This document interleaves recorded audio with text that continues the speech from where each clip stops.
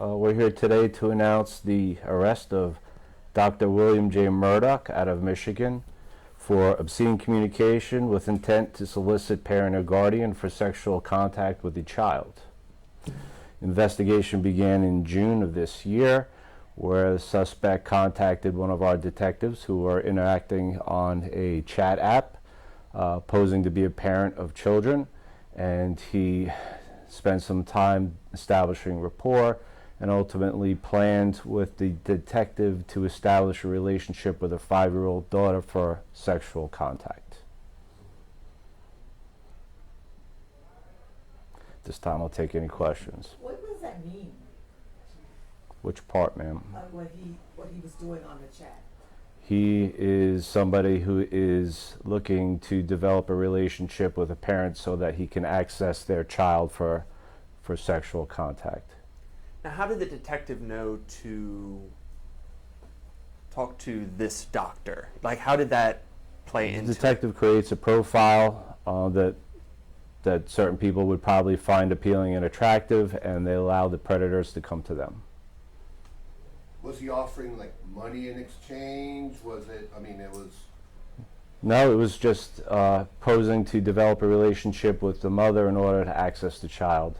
There was no discussion about exchange of money. Chief, did this happen?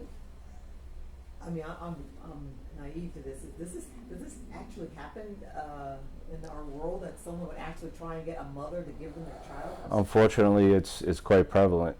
The internet's a dark and dangerous place, and it allows people with bad intentions an avenue to communicate with people across not only the country but the whole world.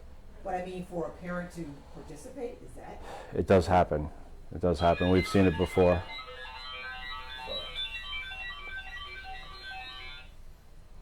sorry. Again, you said it does happen with parent participating. I think it's a lot more common than you might think. And Chief, I mean, just initial reaction when we first heard about this story, I mean, it's just disgusting. What was your initial reaction, and just like, your department's reaction to something like this? Well, we have a unit that does this full time. This is what we focus on. And, our scope is really trying to protect the children in our community. In this case, the suspect is coming from out of state, so we involved Homeland Security with this as well as the Marshal Service. And, it's very concerning, but we know that it's very prevalent. We know that there's a lot of people out there with these deviant interests that prey on children, and we provide as much effort into it as we possibly can, but I'm afraid we're just scratching the surface on what's going on out there. And he was a family medicine doctor. Would that mean he'd be working with kids? Yeah, absolutely. do you think there can be other victims? To our knowledge, based on the information in this case, he has been stating that he has not yet crossed that line, and he was looking for the right situation. So to our knowledge, there aren't any other victims, but you guys are going to put this information out with this individual. Who knows what might develop. So the investigation continues? Well, it's complete to the point where we have made an arrest. He is in custody. He's going to be transported from Michigan to Florida, and at that point he will make his appearance and have a bail, and so our investigation here is done. But if other victims are identified as a result of the information getting out, then those would be new investigations that he'd be dealing with. What are his charges? As I stated, so obscene communication with the intent to solicit a parent or guardian for sexual contact with a child. And that's a felony. Yes, ma'am. Is there any advice you want to throw out there, for parents, anyone that is on the internet about protecting yourself from people like this? Well, the parents, right, if they have bad intentions, they're not looking to protect themselves from these things, right? So any decent parent, which, I think there are a lot of parents in this room, this type of approach would really be offensive. If they're approached by somebody with this type of intention, they need to report them right away. That would be the first step. But more importantly, imagine your children or these children on the internet by themselves without a parent. And when the kid gets online, look at the chat apps that your children have and who they're talking to. make sure you have access to their devices and you're aware of what conversations are being had, because children are susceptible and they're online every day, and there are predators out there looking to take advantage of them. Was he explicit about what he wanted to do with his 5-year-old? Extremely explicit, yes. Can you go into some of it without? It's very disturbing, sir. It's, you know, yeah, he wants to do some pretty awful things that should only occur between adults. And he's talking about doing it to a 5-year-old girl. And he was willing to come to Florida to do this? He was willing to travel, spend some time, develop a relationship. He wanted to establish himself as a father figure within the home for the express purpose of having sexual contact with a 5-year-old girl.